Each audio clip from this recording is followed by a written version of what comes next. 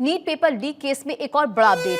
CBI ने चौथे medical student को भी हिरासत में लिया है और सीबीआई ने पटना एम्स के चारों डॉक्टर को हिरासत में लिया है।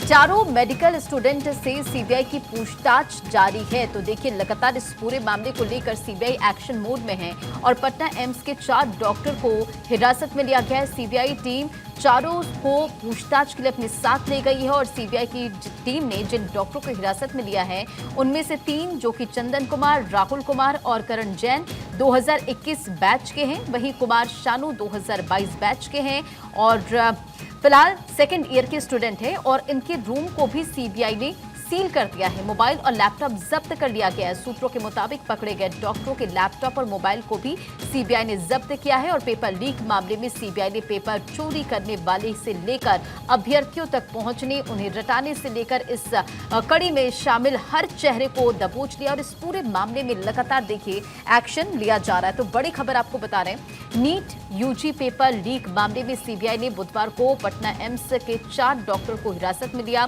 और सीबीआई टीम चारों को लेकर पूछताछ कर रही, अपने साथ ले गई है।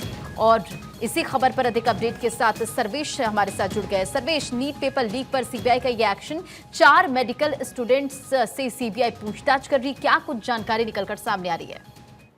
देखिए, चिंटू के मोबाइल से पर्दाफाश हुआ था कि चिंटू के मोबाइल पे जो क्वेश्चन पेपर आए थे रॉकी के जरिए वो आए थे और रॉकी की जब गिरफ्तारी, माफ कीजिएगा, रॉकी की जब गिरफ्तारी हुई तो रॉकी से जब पूछताछ हुई तो रॉकी ने बताया कि पटना और रांची के 10 पीजी डॉक्टरों से उसका सॉल्व कराया गया था क्वेश्चन पेपर को। तो उसी दरमियान इन 4 लोगों के नाम का खुलासा हुआ है रॉकी से पूछताछ के दरमियान और सीबीआई ने उसी के आधार पर इन चारों डॉक्टरों, पीजी डॉक्टरों को उठाया है और इन लोगों से पूछताछ की जा रही है।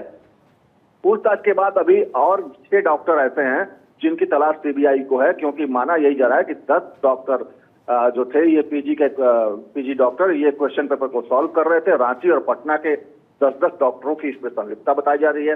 रांची के भी डॉक्टरों की गिरफ्तारी इसमें संभव है और इसके अलावा एक और एंगल इसमें ये जुड़ता हुआ नजर आ रहा है कि संजीव मुखिया का medical certificate Patna medical college hospital PMCH, जिसको पीएमसीएच बोलते हैं, उसके मेडिसिन डिपार्टमेंट के डॉक्टर जो हेड है आरडी सिंह, उन्होंने जारी किया था। तो आरडी सिंह से भी सीबीआई ने इस बाबत पूछताछ की है कि आखिर उन्होंने संजीव मुखिया को किस आधार पर मेडिकल सर्टिफिकेट दिया था। तो उसको लेकर भी लगातार तार जोड़ते नजर आ रहे हैं कई अस्पतालों से। तो ऐसी परिस्थिति में एम्स से जिन 4 डॉक्टरों को उठाया गया उनसे पूछताछ की जा रही है कि आखिर आप लोग कैसे संपर्क में आए, आपसे किन लोगों ने संपर्क किया, आप इस गैंग से कब से जुड़े हुए हैं, कितने पेपर आज तक आप लोगों ने सॉल्व किए हैं इस गैंग के लिए। तो ये तमाम सवाल हैं जो उनसे पूछे जा रहे हैं। थोड़ी देर में इनको पूछताछ के बाद इनका मेडिकल कराया जाएगा, उसके बाद पीजीएम कोर्ट में इनको पेश किया जाएगा, उसके बाद न्यायिक हिरासत में भेजने की जो प्रक्रिया होगी उसको पूरा किया जाएगा। हालांकि सीबीआई के सोर्सेज बता रहे हैं कि 10 दिनों की रिमांड सीबीआई मांग सकती है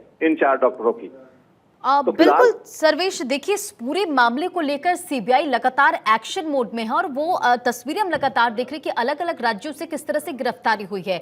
अगर पटना एम्स के डॉक्टरों की हिरासत में लेकर बात करें तो मोबाइल और लैपटॉप भी जब्त कर लिया गया है। क्या कुछ जानकारी अभी निकलकर सामने आई है कि कुछ बरामद हुआ है? क्या ये जांच की आंच जो है क्या और डॉक्टरों तक पहुंच सकती है? क्या कोई और नाम भी इसमें शामिल है?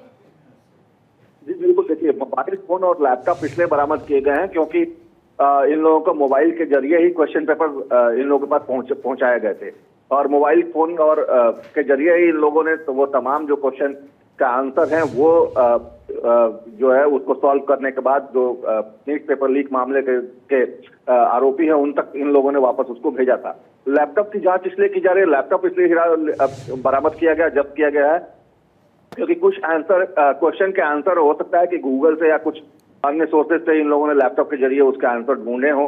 तो उन तमाम चीजों की पड़ताल सीबीआई कर रही है। इसके अलावा इनके कमरों को सील कर दिया गया है, इनके लैपटॉप और मोबाइल को खंगाला जा रहा है, उसके डिटेल्स निकाले जा रहे हैं और उसके आधार पर ये देखने वाली बात होगी कि अन्य जो 6 डॉक्टर का नाम इस पूरे मामले में आ रहा है, जो कुल 10 डॉक्टर की बात हो रही है, तो 6 डॉक्टर और कौन कौन से हैं, किन अस्पतालों से, क्या वो सारे एम्स के हैं या पीएमसीएच या अस्पतालों से भी कुछ डॉक्टर हैं जो इस गोरखधंधे में शामिल थे। तो इन तमाम चीजों की पड़ताल फिलहाल सीबीआई कर रही है।